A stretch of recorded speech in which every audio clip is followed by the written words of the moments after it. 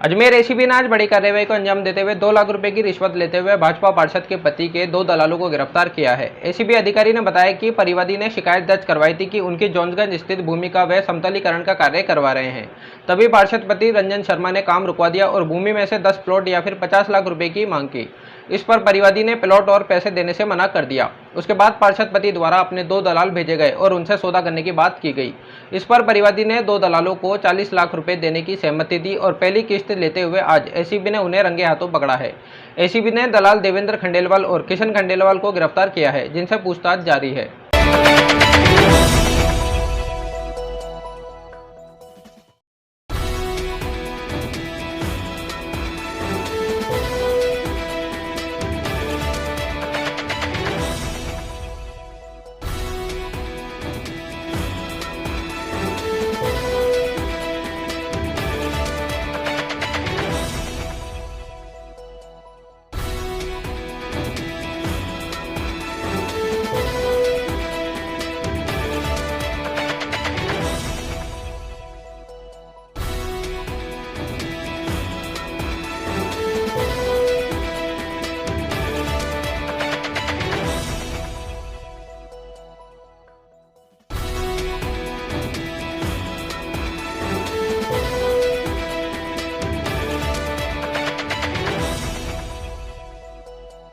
कहाँ पे कार्रवाई की गई है और क्या है पूरा मामला?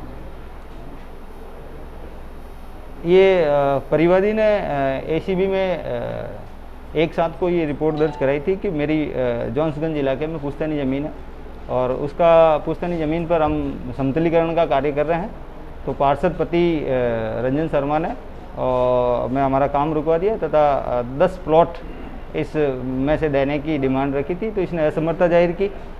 इसके बाद में ये 50 लाख रुपए की डिमांड कर रहा था। 50 लाख रुपए की डिमांड के बाद में इसने 2 दलाल बताया कि ये जो फाइनल कर देंगे और ये आपको भी मंजूर होगा और मेरे को भी मंजूर होगा। 1 तारीख को इनकी वार्ता के बाद में 3 तारीख को इनकी रिश्वत राशि की क्लियरेशन के लिए कि कितनी डिमांड कितनी रिश्वत राशि लेनी है, कितनी देनी है, ये संबंध में वार्ता के लिए दलाल देवेंद्र और किशन खंडेलवाल ये दोनों परिवादी से संपर्क किया और संपर्क करने के बाद में परिवादी ने 50 लाख रुपए देने में असमर्थता जाहिर की।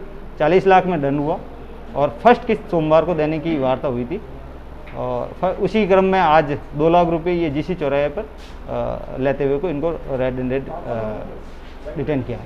अब तक किस तरह की भूमिका नजर आ रही है पार्षद की या और भी कोई जनप्रतिनिधि या महापौर उनकी भी? तो ये जमीन से जुड़ा हुआ मामला वार्ड का मामला है। ये भूमि है इनकी, इसकी पुश्तैनी भूमि है।